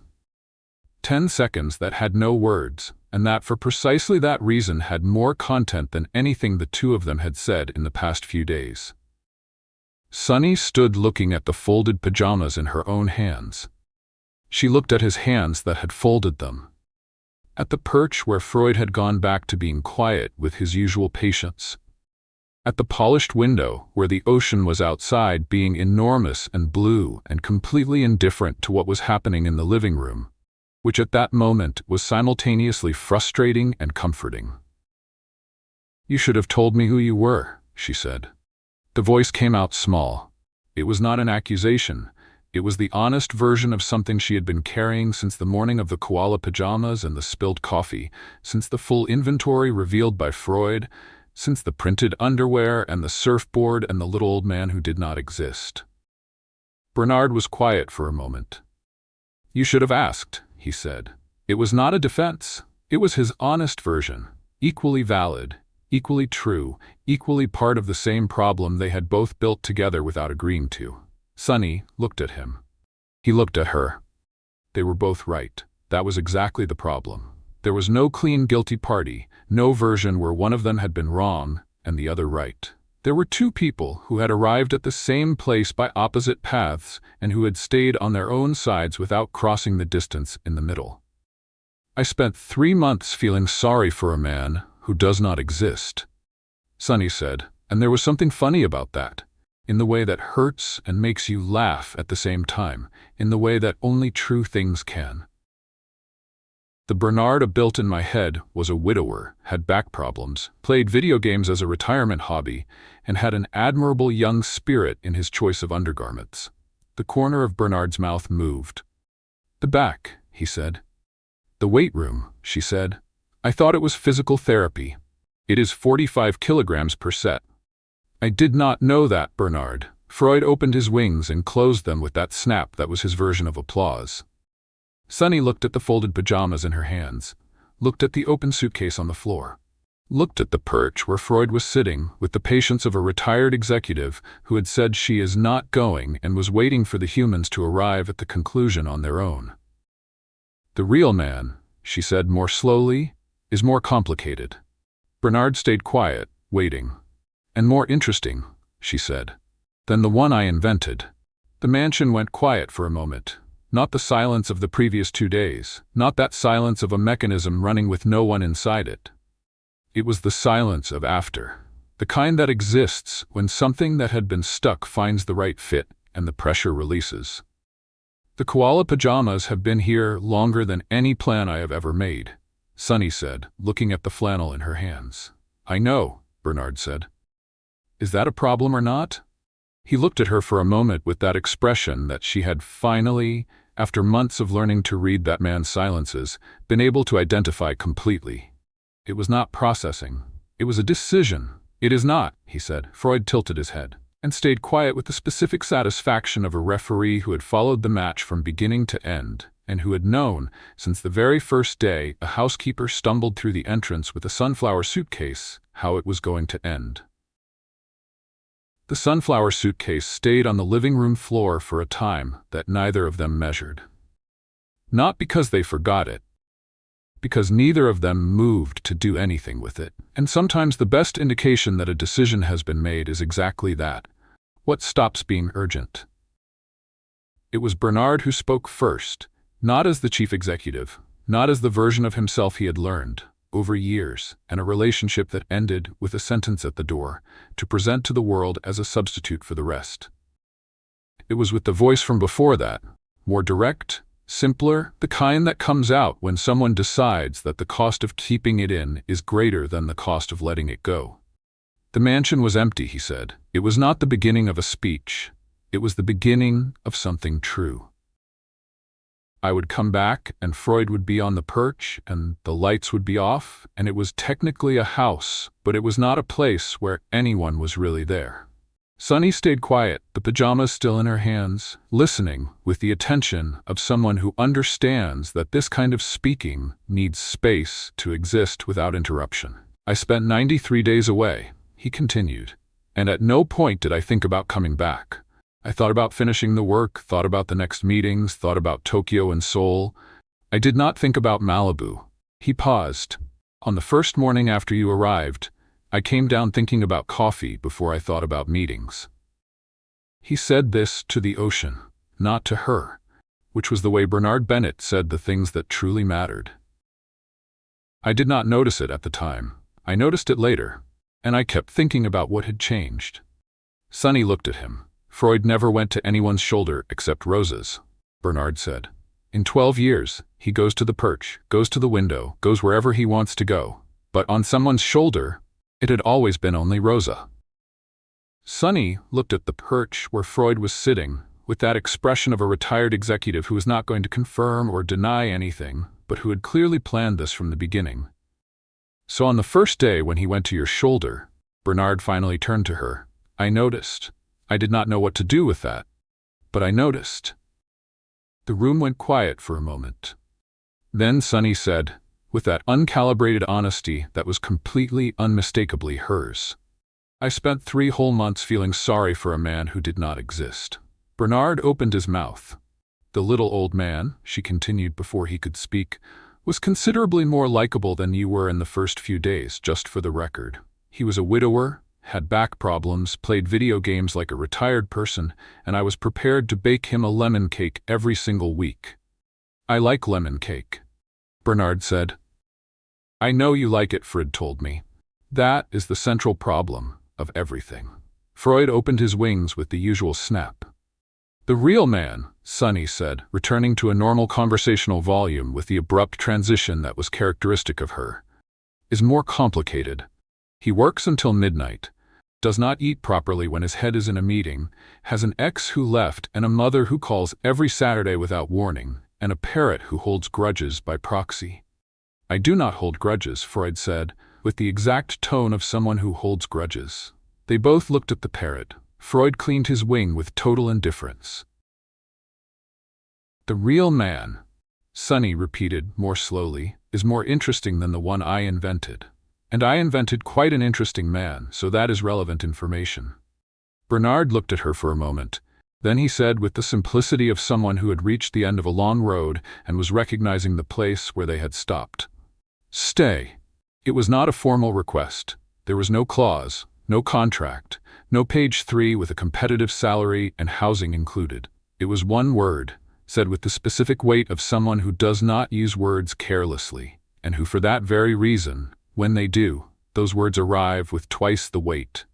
Sunny looked at the folded pajamas in her hands, at the open suitcase on the floor, at Freud on the perch who was pretending to look at the window, but who was clearly monitoring the situation with complete attention. "The koala pajamas," she said, "have been here longer than any plan I have ever made in my life." "I know," he said. "Is that a valid argument for making important decisions?" "Probably not," he said. "But it is what we have." Sunny held the pajamas for one more second. Then she walked to the suitcase, bent down, placed the koala pajamas back inside carefully, not on top of everything this time, but folded on the side, the way someone puts something away when it is going to stay, and closed the clasp, which cooperated without protest, which was either a sign or simply a tired clasp, and she chose to interpret it as a sign. She left the suitcase on the floor. She went back to the center of the room. "All right," she said. "All right," he said. Freud tilted his head to one side, then the other, and stayed quiet with the satisfaction of someone who had closed out the agenda item. It was at that moment that Bernard's phone rang. He looked at the screen, looked at Sunny. "Stafford Agency," he said. Sunny opened her mouth. Freud left the perch. He flew across the room with the precision of someone who has a defined destination, landed on the coffee table where the phone was, tilted his head, and pressed his beak against the screen with the technical exactness of someone who had done this before. The call ended. The three of them looked at the phone in silence. "He has done that before," Sunny said. "Probably," Bernard said. Neither of them brought it up further. 30 seconds later, the phone vibrated again. A message this time, not a call. Bernard picked it up. He read it. He stayed for a moment with his gaze on the screen with that expression Sunny had learned to read. Not processing, not deciding. It was something else. It was the kind of expression that appears when good news arrives at a moment that was already going well, and the two things need a second to fit together. He turned the phone toward her. "Bernard," knee cleared. "Back next week." "Did the mansion survive?" Rosa. Sunny read it again, looked at him. "She is going to need her room back," Sunny said. "She will," he confirmed, a pause that lasted exactly the right amount of time. "So I would need another room," she said. Bernard was quiet for 1 second. That specific second, that is not hesitation, it is the second of someone who already knows the answer and is choosing the words with the care the answer deserves. "The guest room has a view of the ocean," he said. "No one uses it." It was not a formal proposal. It was not a contract. It was Bernard Bennett asking the only question that mattered without using a single question word, with the same economy of words he applied to everything that was truly important. Sunny looked at the window. At the ocean outside, blue and enormous and indifferent as always. "I will send Rosa a message," she said. "Ask if she wants me to leave her room the way it was, or if she would prefer me to reorganize it." "She will want you to reorganize," Bernard said. "She reorganizes everything she finds. You two are going to get along very well." Sunny thought about the worn leather planner, the name in firm, round handwriting, 30 years and shoelaces and diapers and the first day of school and the 10th grade mistake that his mother never found out about. "She is going to have opinions about me," Sunny said. "Many," Bernard confirmed, "and she will call my mother to share every single one." "Your mother already invited me for Christmas." "I know. That was before any of—" "I know," he said, with the corner of his mouth lifting. "My mother has her own decision-making system that does not depend on context or chronology." Sunny looked at him. He looked at her. And that was how, with no more words than were needed, Bernard Bennett and Sunny Calloway arrived at the same place where Freud had been waiting since the first day. The Malibu porch at 5 in the afternoon has a quality of light that does not exist anywhere else in the world. The sun descending toward the Pacific with the slowness of something that knows it is being watched, painting the ocean orange and pink with a generosity that seems excessive until you realize it is not, that it is exactly the right amount. Bernard was leaning against the railing with his coffee that was cooling because he had forgotten to drink it, which was the way he always drank coffee when he was thinking about something else. Sunny was in the chair with her knees folded, barefoot as always, looking at the horizon where the sun was about to touch the water. The sunflower suitcase was in the room. The guest room door was open. Freud came through the porch door, which slid perfectly on the repaired track and landed on the railing between the two of them. Not on Sunny's shoulder, not on Bernard's shoulder, on the railing, in the middle, in the spot he had chosen.